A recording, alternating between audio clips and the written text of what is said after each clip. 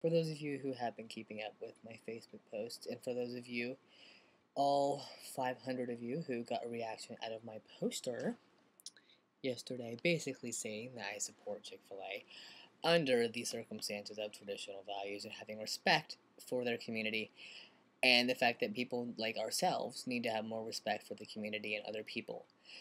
Many people believe there's no more segregation or minorities or prejudices or racism. However, on the other hand, this is a clear indication that people are still racist, they're prejudiced. Whether you want to come out of the closet and say, hey, I'm prejudiced towards you, that's your prerogative, but we all are. As a gay Christian Republican who can't stand Obama and can't stand the way that gay rights have been done over the past God knows how long, because they're still not working, just as well as other minority groups have been doing the same thing for years and years and years, and they're still getting bashed and they're still getting negative feedback.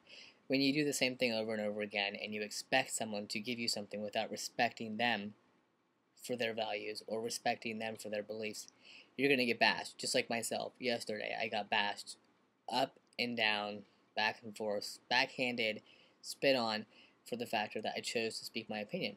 And this yesterday really was all about free speech for Chick-fil-A. And I commend them, and they have my 110% support for the future. And I will be eating at Chick-fil-A due to the fact that, you know what, just because I may like to put another man's penis in my mouth, or just because I may not choose to totally live the full Christian lifestyle, what matters to me about that Christian lifestyle is my personal faith with God.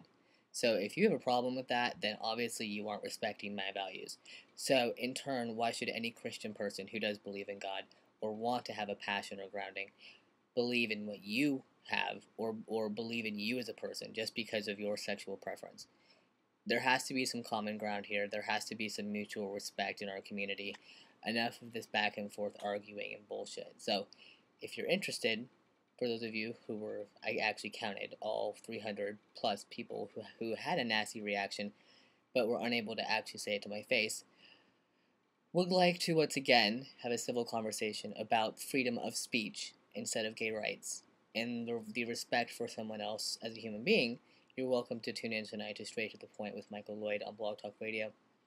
We will be doing our show shortly after 8 o'clock, or around 8 o'clock tonight, so if you are interested, please tune into the show, and we would love to take your calls. Everyone, thanks again so much, and for those of you who I did deeply offend yesterday afternoon with my poster and my words, especially Michael, for some choice words I had selected towards you, I do deeply apologize, and I hope that we can all, as a community, come together and use this as a learning experience, like myself, to move forward and have more of an understanding of each other as human beings. Take care, everyone.